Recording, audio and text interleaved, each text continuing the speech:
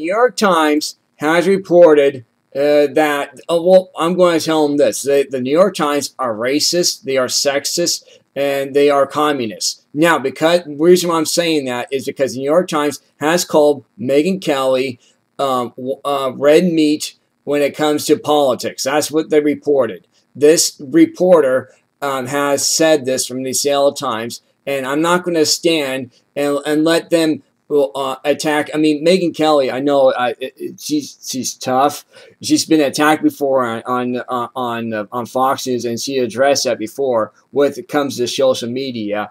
And you know, when it comes to attacks, we'll fight her battle with her. Believe it or not, we will do that, and we will address this. And this is from the Seattle. This is from, like I said, the New York Times, not the Seattle Times. New York Times has called Megyn Kelly red meat when it comes to politics. That's what this reporter said, and I'm going to get the guy's name right now. His name is Jim Rosenberg. I'm sure you heard of this guy. This guy's a pinhead. This guy's been on. He's also attacked at Sean Hannity, Mark Levin, not Glenn Beck so much, but Rush Limbaugh, and he was the one that actually called Rush Limbaugh 20 years ago. Same guy. He called Rush Limbaugh an idiot, a big fat idiot. So this is what this guy runs on. He's a run-amucker is what he is. He's a run-amucker with his mouth. Go ahead.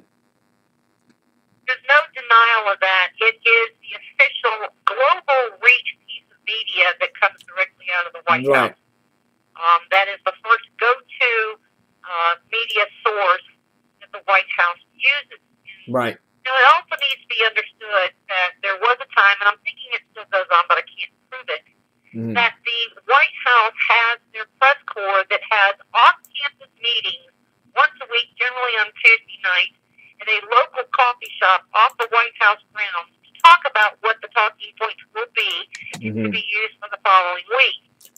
That's correct. Those that in fact get that information are the ones that are to introduce it. So they essentially sell their pitch for the following week, right, which the White House actually creates. So, you know, the New York Times is truly an operating arm of the White House. I mean, there's no dispute.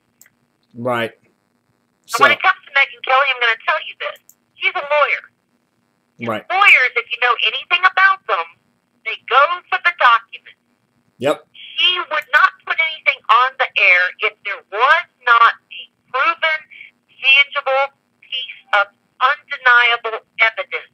Right. Every lawyer always wants to keep up their law license. I mean, you know, Fox, let's face it. You know, things happen. She could be dismissed tomorrow. She would go back to lawyering. So she's not going to do anything to ruin her reputation within the legal community, and certainly that would put her law license in violation.